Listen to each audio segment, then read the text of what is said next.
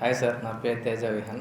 నీ గురించి ఎందుకు తెలియదు తమ్ముడు, మనం కలిసి యాక్ట్ చేసాం కదా. Thank you. మా ఊరోడువే, ఎలాగ బాగా మాట్లాడాలి కదా. అదే సార్, మన చిత్తూరు భాష ఉంటుందా సార్ ఈ సినిమాలో? అంటే కాళహస్తి మన జిల్లానే కదా. ముడ్డు మీద అనేవాళ్ళు. అది తెలుగు కూడా ఎలా పెట్టానంటే మా తేజ, అదే sir.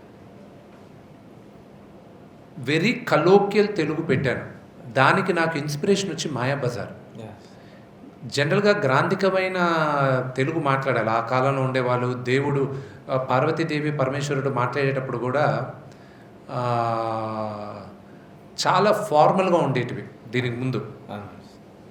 I said remove all the formalities అను. శివుడు Parvati my mother and father. నేను వాళ్ళు 30s ఉన్నప్పుడు ఎలా మాట్లాడుకునేవాళ్ళు, ఎలా బాడీ లాంగ్వేజ్ ఉండేది, అది నాకు కావాలి. నా పరమేశ్వరుడికి, మా తల్లికి తండ్రి అలా మాట్లాడుకుంటున్నారు, అది నేను చూస్తున్నా. అలా నేను రాసుకున్నాను నేను దాన్ని. మళ్ళీ మన లాంగ్వేజ్ అంతా కూడా ఒక్కొక్క తెగ ఒక్కొక్క లాంగ్వేజ్ మాట్లాడితే మళ్ళీ ఇబ్బంది అవుద్ది, స్లాంగ్ కరెక్టా కాదా అనుకునేదానికి I said forget all that. Only మాయాబజార్లో కూడా మీరు చూసారంటే ఆ రోజుటికి మాయాబజార్లో ఆ లాంగ్వేజ్, ఆ డైలాగ్స్ వర్ వెరీ ట్రెండీ, పౌరాణికం అది కూడా. So I said keep it. తెలుగులో చేయగలిగాను కానీ మిగతా భాషలో వాళ్ళకి ఎంత చెప్పినా వాళ్ళు ఒప్పుకోలే.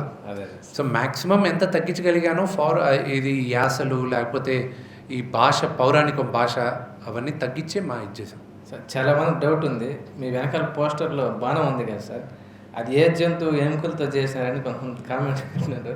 అది కొంతమంది డౌట్ ఉంది సార్. అది నాదనాథుడు చెప్తాడు, ఇది ఈ జంతువు ఎముకలతో చేశారని. సినిమాలో ఉంటుందా సార్? అవును. Thank you sir. ఆ స్టోరీ బుక్స్ కానీ ఫాలో అయ్యి ఉంటే ఆ స్టోరీ బుక్లో కూడా ఉంటుంది. Okay okay sir.